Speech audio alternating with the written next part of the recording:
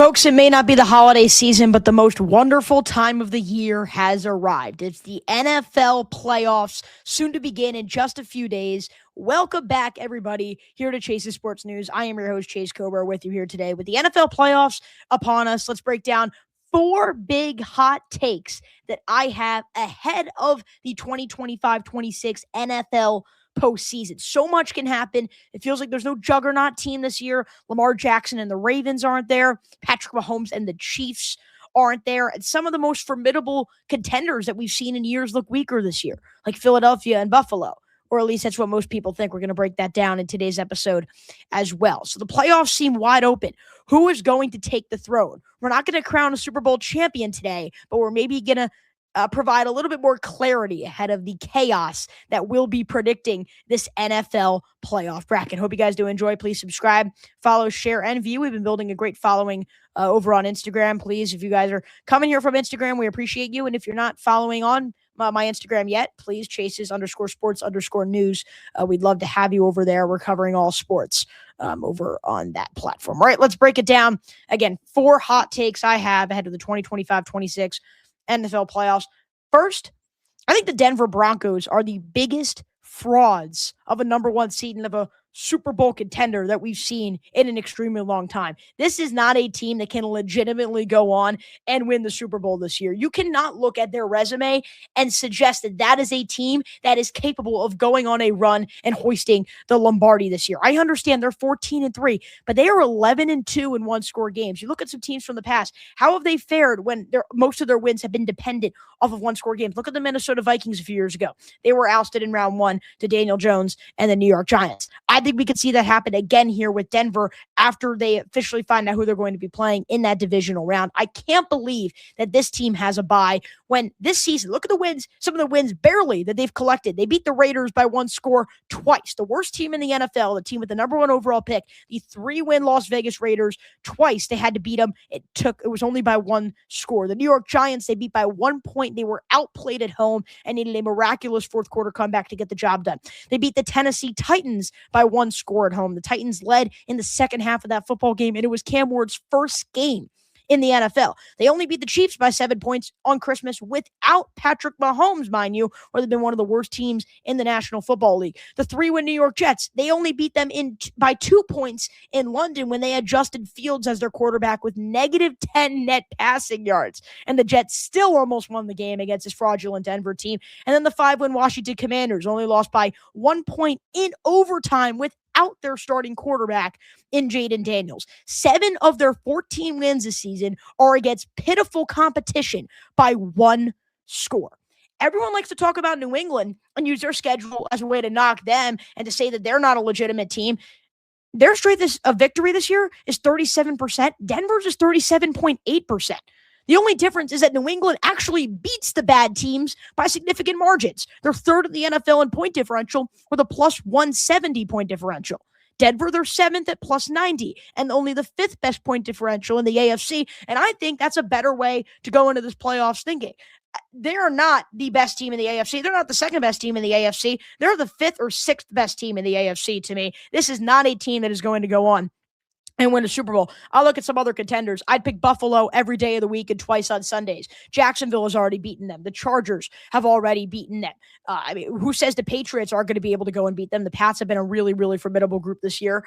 I think for me, Houston, I think Denver is a poor man's version of Houston. They have a worse quarterback than Houston, worse skill position players, an equally as talented head coach, and a worse defense.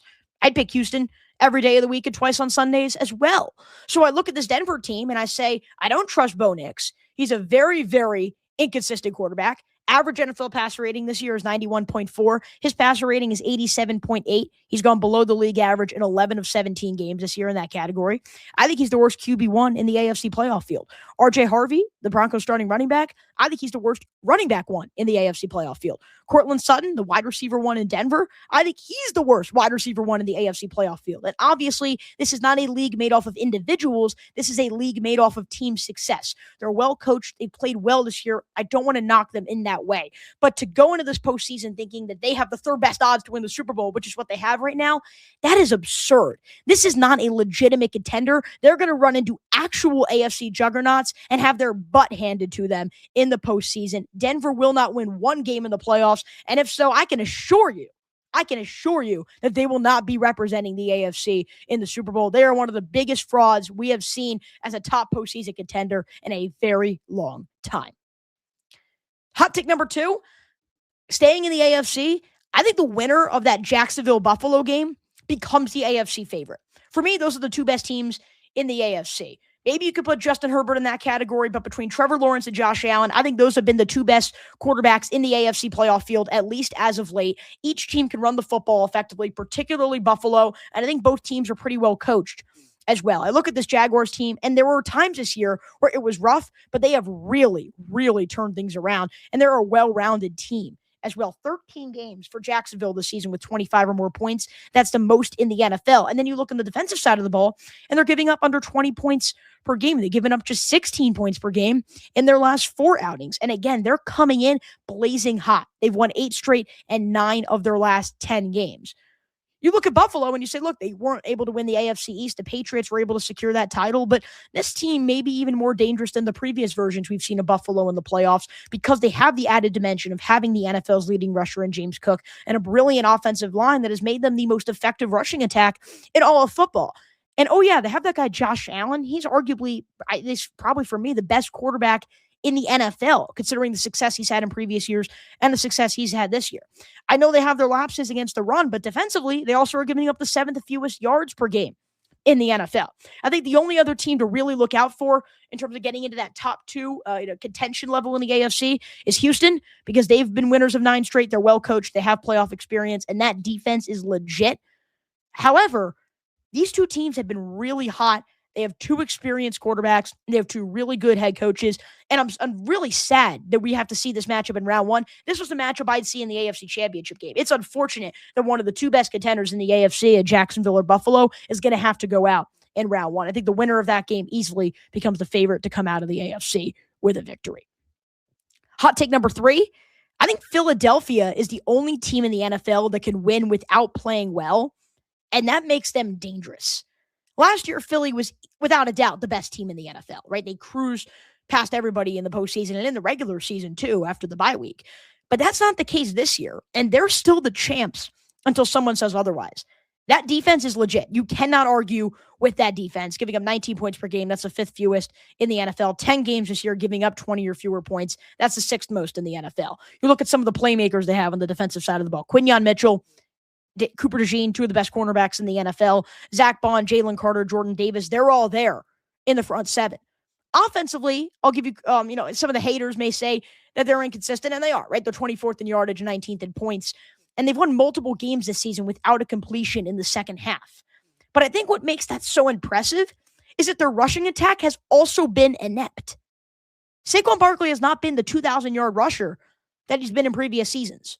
However, he's kicked things into high gear as of late, and you always want to get hot in December and January. Since December 1st, Saquon Barkley is averaging over 100 rushing yards per game, second in the NFL to only Derrick Henry. And guess what? Lane Johnson's coming back to practice. That's one of the best left tackles in the NFL. They haven't had him for a good few months. To get him back as well, that could be a game changer. I look at this Philly team, and I look at a team that is extremely well coached, a team that has been here before, a team that knows how to win in the biggest moments, and a team that has beaten a lot of the teams in the NFC field.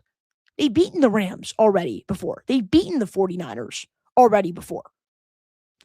This version of Philadelphia is certainly not the most talented team in the NFL. It's nowhere close to what they were last year. But if that rushing game stays toward the top, I could trust Jalen Hurts to make the plays in the playoffs. He's done it before, and he could do it again. Don't count out Philadelphia. They're a legitimate contender, whether people want to admit it or not. And lastly, I think people are overlooking the Carolina Panthers in round 1. People are overhyping the Rams. They're not as good as people are making them out to be. Look, there was a stretch where the Rams were the best team in the NFL for about a month. But I said it when it was happening, and I was afraid for Rams fans when they were 9-2 and clicking on all cylinders. They peaked too early. Since that 9-2 start, the Rams have finished the season 3-3. Lost out on the NFC West title. That's 2 wins over the Arizona Cardinals make up. Those are 2 of the 3 wins they've had since that 9-2 start. A 3-win Arizona team, a helpless 3-win Arizona team. They just seem to be limping into the playoffs to me. Stafford has 7 turnovers in his past 6 games. That's uncharacteristic. The first 11 games, he only had 4 turnovers, 30 touchdowns.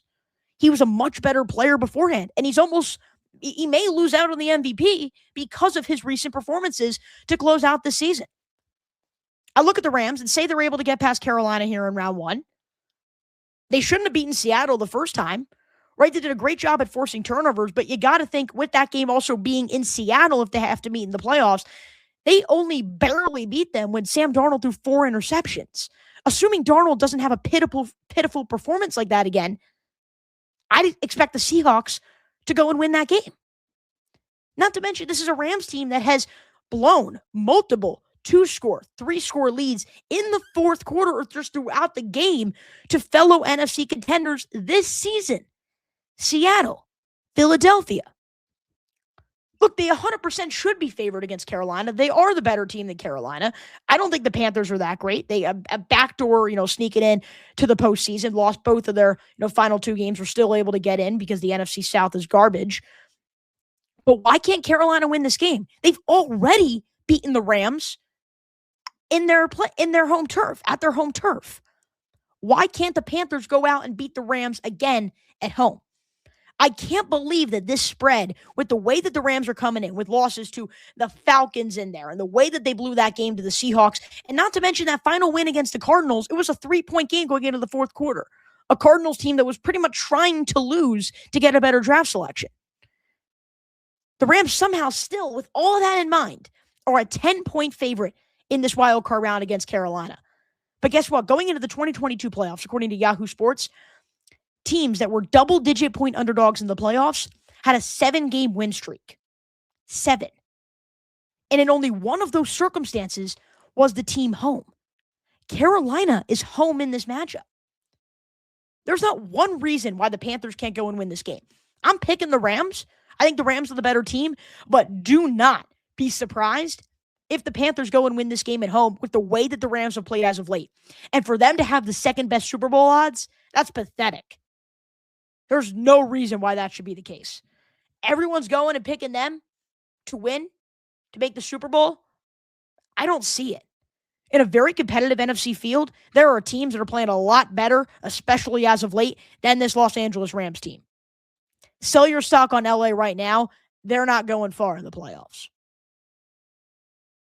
Let me know what you guys think of those 4 fire hot takes here. I tried to make them a little bit spicy, but I genuinely do believe all of them.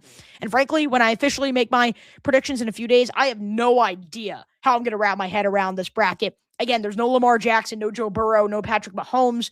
Josh Allen and the Bills have been a little bit more suspect, better word, inconsistent over the past, over this year compared to their past few years. Philadelphia isn't what they were last year. This is a very, very interesting playoff situation. And I think we could very well see 2 teams that didn't win their division, right? That were on the road for their first game of the playoffs in the Super Bowl, both from the AFC and the NFC. It's certainly going to be an interesting ride the rest of the way. I hope you guys did enjoy this edition of Chase's Sports News. Please be sure to subscribe. And again, if you're not following me on Instagram, Twitter, TikTok, all my platforms are starting kind of sub-platforms as well, specific to certain teams and certain leagues. Please be sure to go into the description and check out all those platforms. We'd love for you guys to see some of our content over there as well. Signing off here on Chase's Sports News, I am Chase Coburn, and we'll see you for a few days for my official NFL postseason predictions.